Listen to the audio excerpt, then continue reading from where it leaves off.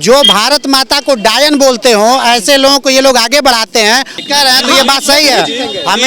हमें न मुसलमान का वोट चाहिए, न हमें यादव का वोट चाहिए, हमें उनका वोट चाहिए जो इस देश का और प्रदेश का विकास चाहते हैं। भैया अभी नेताजी ने कह रहे थे, मुलायम सिंह ने विधानसभा में 2 लोगों का पास दिया और अयोध्या मंदिर मुद्दा लेकर के वहाँ हजारों कारसेवकों पर गोलियां चलवा दी, उसका मुद्दा कोई नहीं उठा रहा है। डिबेट करो, भारतीय जनता पार्टी वाले खाली हिंदू मुस्लिम यही डिबेट करते हैं। 2 मिनट टिकते क्यों नहीं आप लोग यार? इसके बाद टिक के दिखाओ ना मैदान में।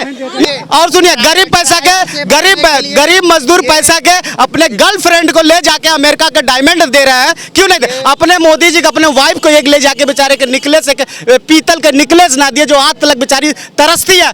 जिस देश का प्रधानमंत्री पैर छुआ उसका आज तक कहीं नाम आया हो या कहीं सुने हो तो आप बताइए। अगर भारत के प्रधानमंत्री का सम्मान होता है कहीं तो वो देश का सम्मान है, क्योंकि वो देश के प्रधानमंत्री हैं।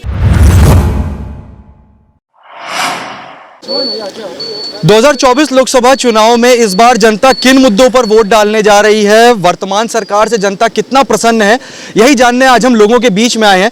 बता रहे हैं कि इस बार 2024 के चुनाव में जब वोट डालने जाएंगे, अगर लखनऊ से वोट डालेंगे तो ये सुनिश्चित करेंगे कि राजनाथ सिंह दोबारा लोकसभा न पहुंचे। क्या कहेंगे? ये ऐसा है, ये तो विभिन्न दलों का उस समय उम्मीदवार कौन घोषित होकर आता है, उस समय न अभी कल हम जिंदा रहेंगे कि नहीं रहेंगे। इतना जरूर है कि भारतीय जनता पार्टी 2 व्यक्तियों की पार्टी है। काटना किसको है? पूरा देश चाहता था, विपक्ष चाहता था कि अगर मोदी जी प्रधानमंत्री हो गए तो लाल कृष्ण आडवाणी राष्ट्रपति हो। उनको उसी व्यक्ति को राष्ट्रपति बनाना है, किसी पद पर रखना है जो डिक्टेटरशिप में कुछ कह न पाए।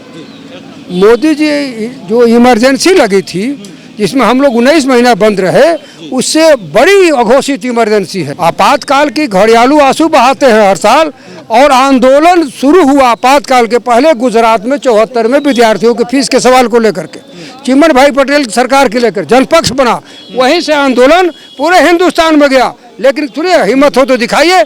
मुलायम सिंह यादव ने जो आपातकाल में राजनीतिक कारणों से जो लोग बंद रहे उन्हें सम्मान दिया। इमरजेंसी के कहने के विषय में कोई अधिकार नहीं है? नहीं, देखिए, अब आदमी अपना विचार, वही मैं कह रहा था कि लोग भूल जाते हैं इंदिरा गांधी ने देश के साथ क्या किया। अब वो चले गए अपनी बात करके, जवाब देने के लिए है नहीं, ढकोसला बनाना होता है, कुछ भी बोल के चले जाना। 75 में देश में इमरजेंसी किसने लगाया? कांग्रेस पार्टी ने। आज मोदी जी जब विदेश में जाते हैं, आपने अभी देखा होगा कि एक देश है न्यू पापुआ गिनी, वहाँ के प्रधानमंत्री ने भारत के प्रधानमंत्री का पैर छू के अभिवादन किया।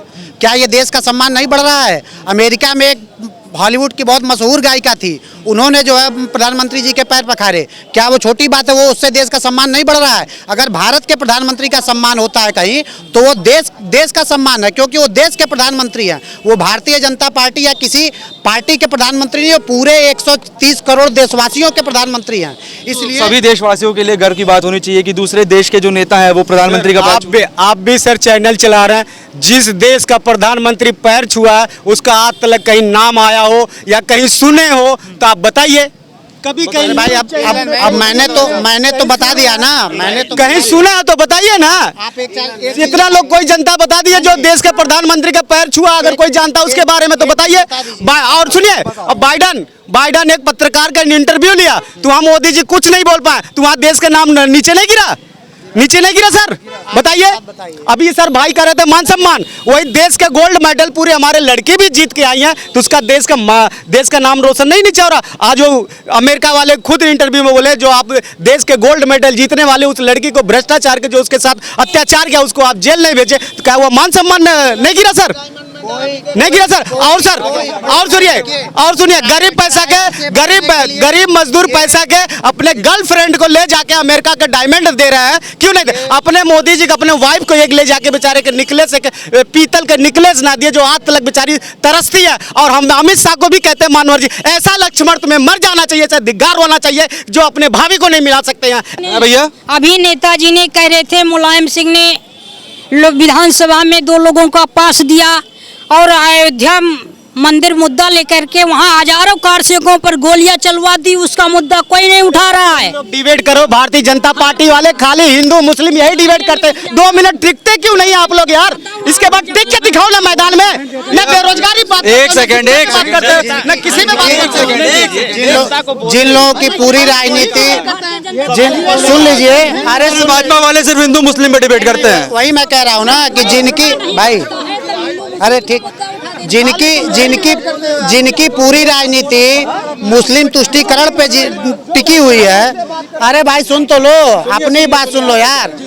जिन लोगों की पूरी राजनीति मुस्लिम तुष्टीकरण पर टिकी हुई हो, जिनके पार्टी के जो इनके बड़े नेता, जिनको आजम खान जो भारत माता को डायन बोलते हो, ऐसे लोगों को ये लोग आगे बढ़ाते हैं और ये लोग फिर हिंदू मुसलमान की बात करते हैं। इनके नेता मंच पे खड़े होकर कहते हैं कि मुसलमानों एक हो जाओ और भारतीय जनता पार्टी को सबक सिखाना है। कौन हिंदू मुसलमान की बात कर रहा है? आप बहुसंख्यक आबादी के खिलाफ अगर बात करेंगे और भारतीय जनता पार्टी बहुसंख्यकों के लिए बात कर देती है तो आपको मिर्ची क्यों लग जाती है भाई? भारतीय जनता पार्टी पूछा तो है। हाँ, बहुत बढ़िया क्वेश्चन। भारतीय जनता पार्टी अभी ये बोले जो मुस्लिमों मतलब कि मुस्लिम के विरोध, हम कहते हैं जब भारतीय जनता हमारे देश का है तो आरएसएस के लोग क्यों तिरंगा नहीं फैलाते हैं?